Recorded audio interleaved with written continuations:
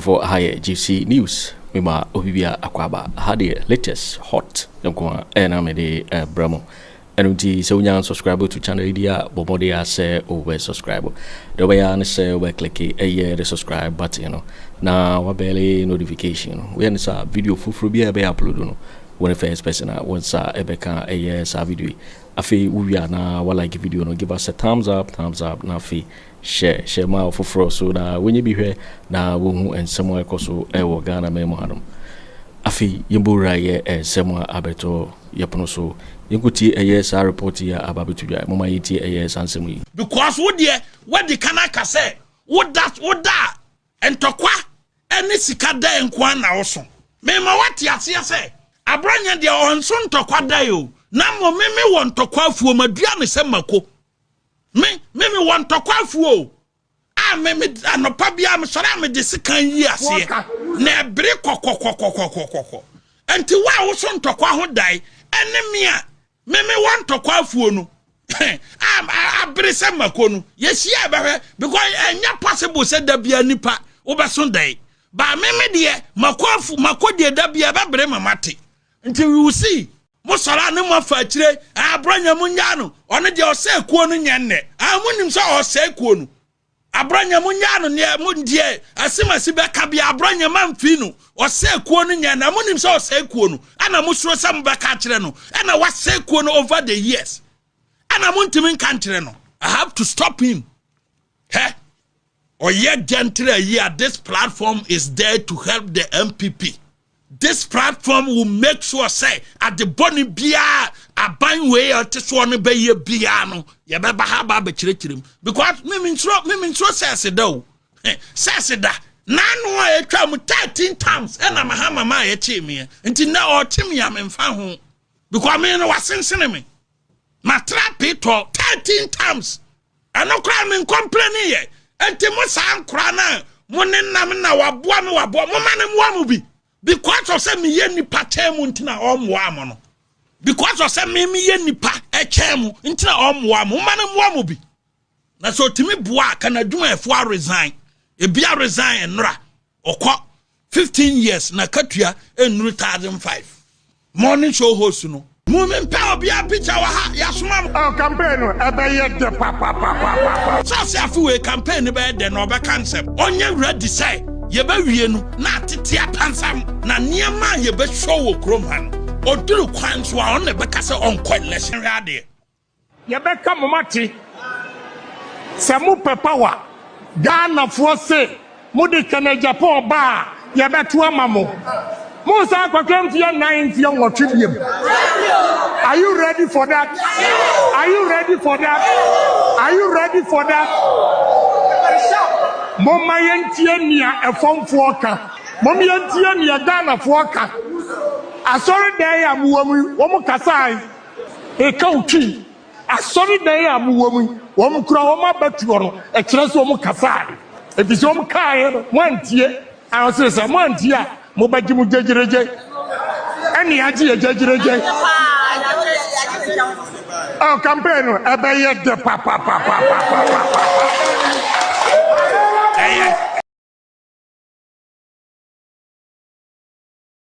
MPP for something. Yakase obi kan sem de say MPP amuntie ne ye. Asori dan na megina no, wo mo kura kasai. Meaning say wo mo kwa school mo amuntimi nyi certificate kura so mo te language interpretation. Meaning say a Christopher to abatia yewura Bawumia. Nti a Christopher empe Bawumia. MPP for empanfo amuwo fie no.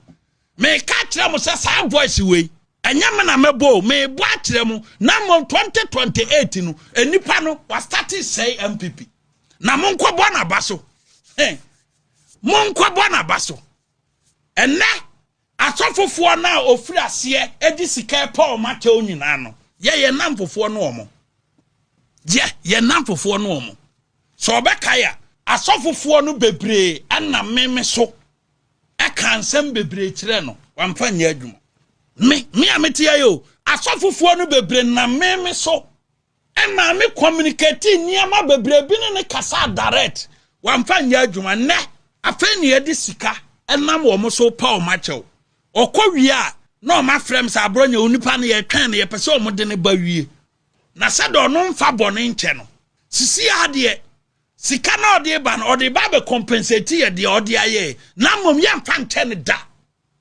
sa atofofo na ɔkɔ mo so no most of them and na meme so emre bi atwam na binum free Kumasi binum free other region no wo no mo communicate the attack nti nansen ya wodi sika na masie no eno amo kasa ofisa omo mfa nkyɛw because emre bi e wanya ne yie no wotwe ho na o mafrɛ abronye ye de ye twan mo ye mpa ye ni nyina sɛ mo de ne bɛba ne enso ya mama hu nsɛ ye ya said o ka sɛ ye ya akromfo no ye bɛkɔ akoto kro no aba e de akyerɛ MPP fo sɛ nipa na ka kyerɛ wiase nyina sɛ asɔfofo ye ya akromfo sa recordings ni nyina da hɔ na asɔfofo no frɛ me o mo so ye de ye twan mo de ne ba wia ye bɛkɔ akoto kro no aba ama o makan ama nipa na hu sɛ ye ene ye ma ye nsɔre ma ekoto aba ne ti ya na wo ukoko gyina hɔ a you are inciting the Christian community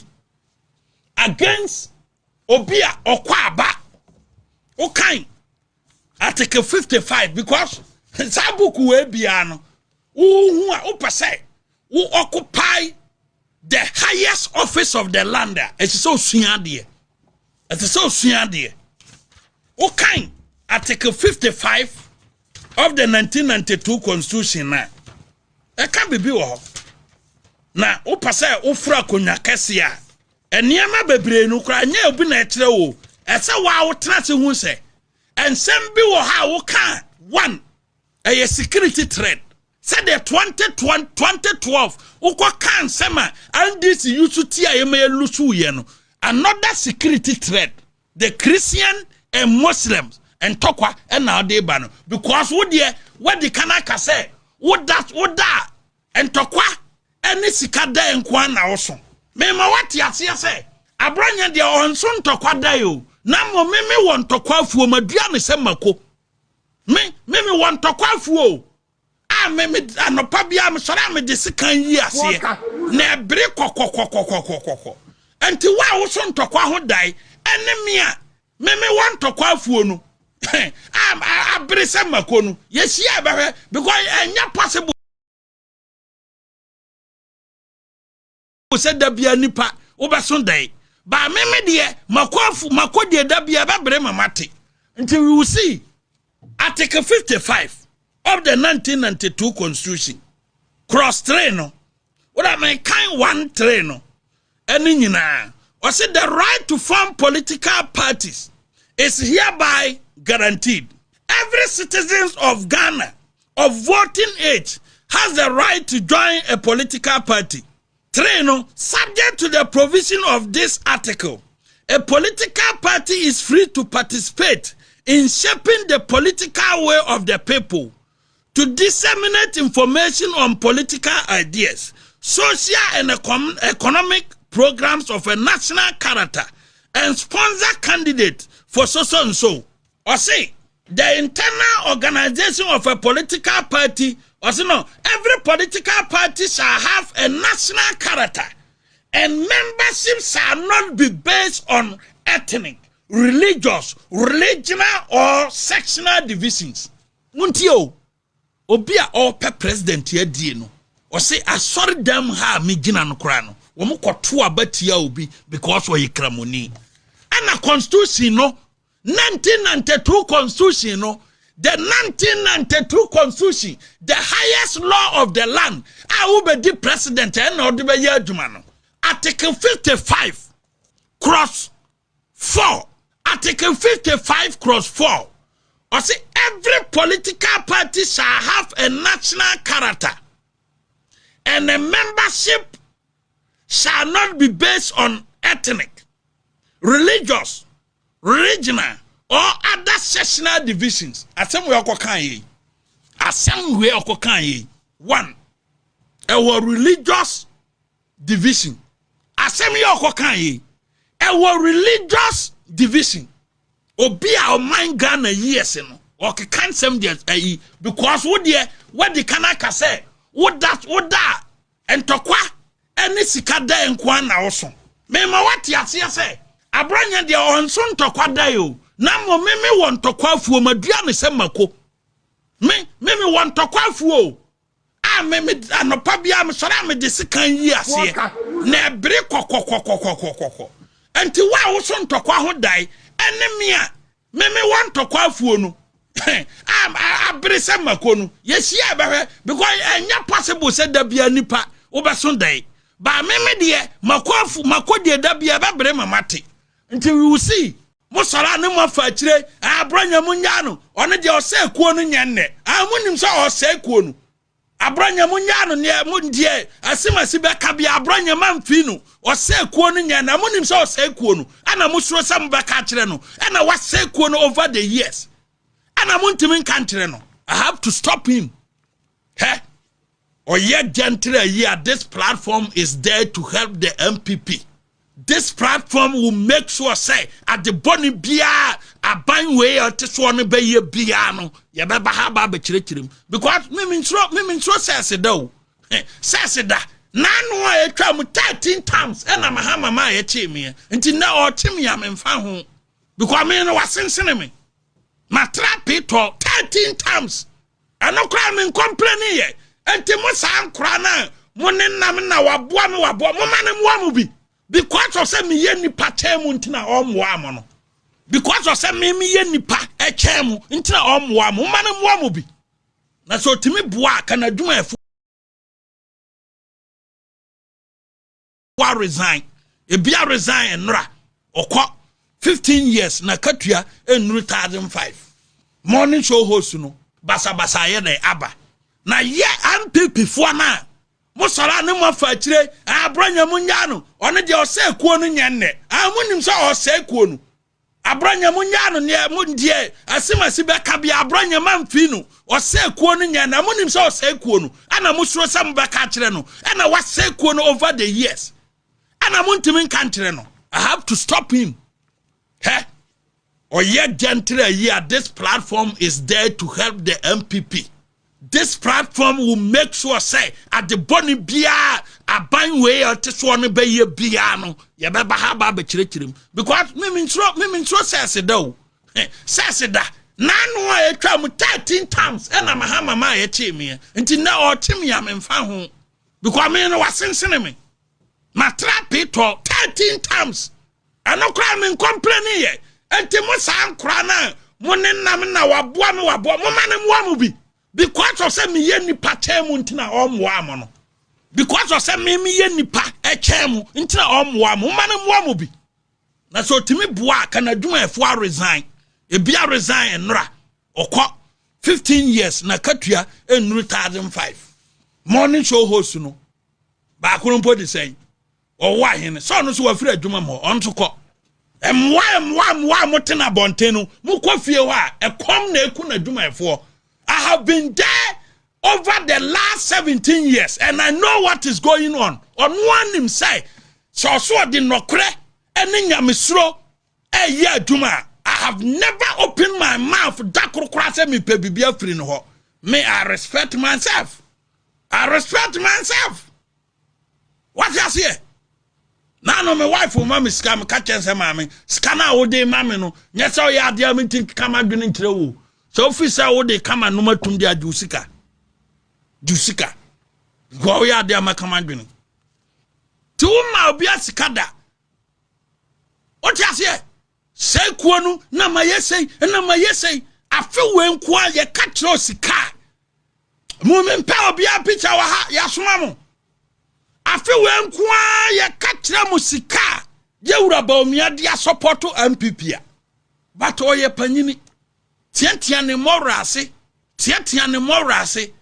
or twefanebo and so was spending sikate no bia wo MPP hu this year last year sa and so onyina babi emwo hu wada that is the kind of leader we want my say panyini bia oni ne benya asem wa ha no waboa no because officer no wo sika nti okoka na mama say ya na nkrofo bi na yese wa yese na yese wa ma ka say na yese wa ma bi kwana kwagi bi na wujimi Jajimino na ko no no ntobi ma se saa ka na wo de to social media no a wo di na chi so no tebi mu a ne yiri tebi mu a ne babi tebi mu a na wontimi nto saa ka no bi ma wo badia na otimi tobi ma abronye dia ene abronye ye ni papa what you say na hwe constitution ya meka ne ye ya wo dia mu MPP fo party executives munim nokre pa but mo pese presidential prime minister die obi aba odi kakra beba enti kakra obi di baba nti mo kan nipa na sema obeche kakra mo nya bi ba mo nyim pefe se obi na ese kuo no ba kakra obi di baba nti mo kan wasem me nkwa abato national officers ya mo wo they will tell you MPP national officers past and present beka tro se me nkwa elections and you obisikada me that is how I am me obin quite lessons emma me nyini sika nkonkoto aba man that is how I am past and present back at you minim kra metima yi dombo adu dance minim kra no metima yi kodua dance me to aba ma wa me to aba ma say what dey no go fear Abraham you can't give me money. You can't give me money. Ah, me baby amaduru I know how to look for money. You can't give me money. Ye sika boa manfo bebre wo sumase ye pay betwa ba be kan wo platform ha e de na ebenya film. Ye nya hwim film.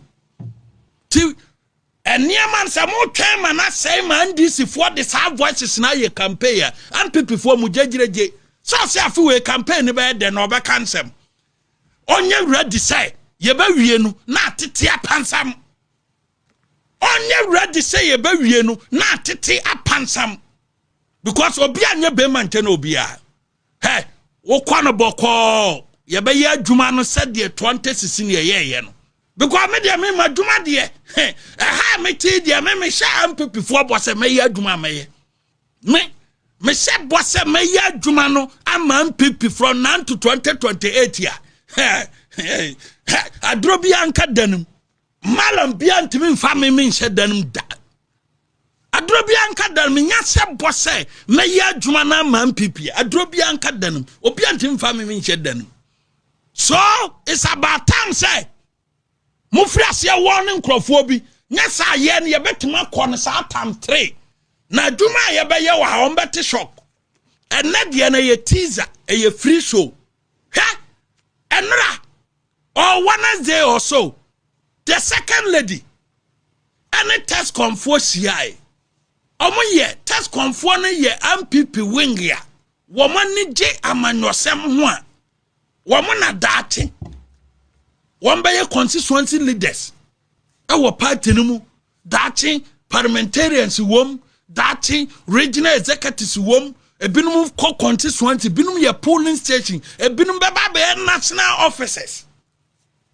Na mami na sia omo na otu omo fo say politics ye yatem didie no muma ye nyimfiri ho afutuo we mon kwodi obi atem munya politics ye ho da ho se be ya MPP benya ahoden afutuo we mami na waka bone ofiri wa producer fa screenshot na US number bi wo so no fato so we enipa ne de fifi Phillips or America honorable Kennedy Agyapong ko America sa fifi Philip in the drive no okọ America fifi Philip in the drive no momisa honorable Kennedy Agyapong say onimo bia ye friend fifi Philip okọ America sa fifi Philip in the drive no asema Samira Bawumia kan ye wanka no boni o afutuo de masay mo ye nkra mo ba politics mo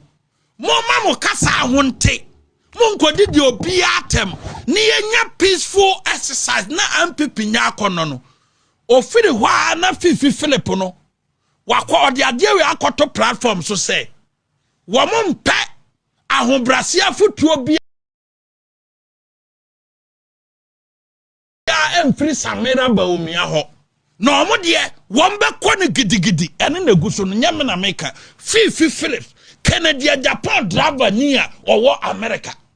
The number negusono +1 646 491 3713. Adia or the quarter WhatsApp platform so no. Adia or the quarter WhatsApp platform so. Enra enono. Na oria wakwako kasa ono preaching for unity. Asema Samira Bawumia kan no. Ma wo boni e wo mo. Enso ne driver ni a ye friend Fifu Philip a wo America. Ni okwatwere ye no. Ye nsoma wo. Ye de ye mpe asundue kasa bia. Wo Samira wunya ni papa bia. Enya wo na obetu yefo. Ye nya wa futuo. Di na temfu from okwa. Ne number ne gutu Fifi Phillips. Ne number nam dia to dwa no. Enipa na onam kasa open unity no. Ne wama ne driver ni a wo America ko post no. Na niema ye be show wo krom ha no. Oduru kwan so a on ne be kasa on coin lessons ni bi. And I promise him on that. I promise you on Tiasia, on independent, or independent, on Republican ka na o meaning. And niema make sure hano. Some from be kwana that tangent dia. Ma tell say me ye be ma cheno. Or kwanu slow motion. Or kwana gentry. Na mo so be kwanu munga mua. Ne ka be say wo kwanso. Ne ka be say wo kwanso. Catch and play. Monfa 2 documents in mra. Kus ay mon try answer mon try. Munyi we nim free so. Na menye bibi kakra bi. He? NPP for some hwa. About 2-3 months in here. Asuma sin krofo no. WhatsApp platform so. Ana Bawumia kra siremu ho no. Ukwa bokwa polling stations no. Wamoto abatia no. Bawumia nya 0. Eye 0 polling stations. And a Bawumia nyaye. And not say one krom for crowd rejecting. Ufi say you are smart. Sa politics you know. Me no quite lessons here. Ask your mom me no ma quite lessons be Hey, what is Anya man about? Flat no da from sorry be because me quite lessons here. Mpaya me ban say nipan be propaganda tia me. Me nya me bo mpaye bia me prayers ni say nipa no be ka me ho nsem o ka me ho nsem no response no ne to me maba o me propaganda na obaye ne tra obedie no eno ne to me maba because me power show ma won fi nyina bubu abato onye wakono bi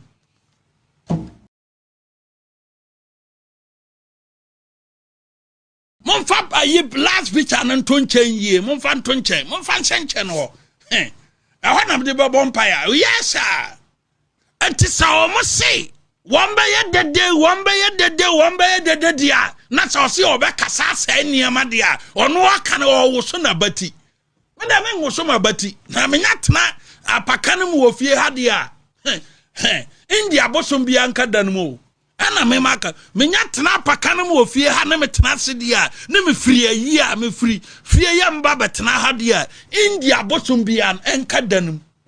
Because what emma, omu, they will tell you. Sammy me nyap free damu tenasidia, India bosom and cadanum. Because what enyere emma. And to some back one sadia, a suffer for no more frame, woman say me from message way. Emma NPP for where you from a suffer for more frame you say or more say nim na 2024 abatuo no the pressure in the system no and the toaba no and na obia dia danche say NPP for no binum ampia nkwanko toaba because of the propaganda $800 million because yes ya baba mu obia nya contract $800 million Ghana cedis wanya bi wo ECG wanya bi wo Cocoa Board wanya we owia no akodi tragudie nya contract say so be man $800 million yes MPP 40 a wo mo nya bi no mbu befu nti wo betena fie say $800 million wo na wo maye bi Ghana so de obi tisika no afa wo tan enentina tambia NDC e wo opposition no wo mo de ntro anyway we sika we ya say and so am ba ban mu a me say one be press conference 4 years we say we ya fa say enkosi who na press conference is ya omu ye no press conferences ya mu ye Ghana for mu yira fi say 2009 ekosi 2010 and this year press conference change mu ye yana mu yira fi say beti mu di drusu ne batin oduro no mo ya press conference chambia o ya ti we ya sika say we ya sika say e court no mo say Monfa dance here krogi. You waiting for winning and someone about beto yapono so make say so we subscribe to channel idea but more than say over subscribe. Now while like video don't give us a thumbs up now fi share my wo for so now when you be here now and somewhere koso e wo Ghana memoir. Also betimi atchere wadwen afa ye some way nyina ho e wo comment box mu. Obeti me kabi in my next video. Thanks for watching. Like and share the video. You can also drop your comment. Please don't forget to subscribe. Click on the bell to turn on the notification.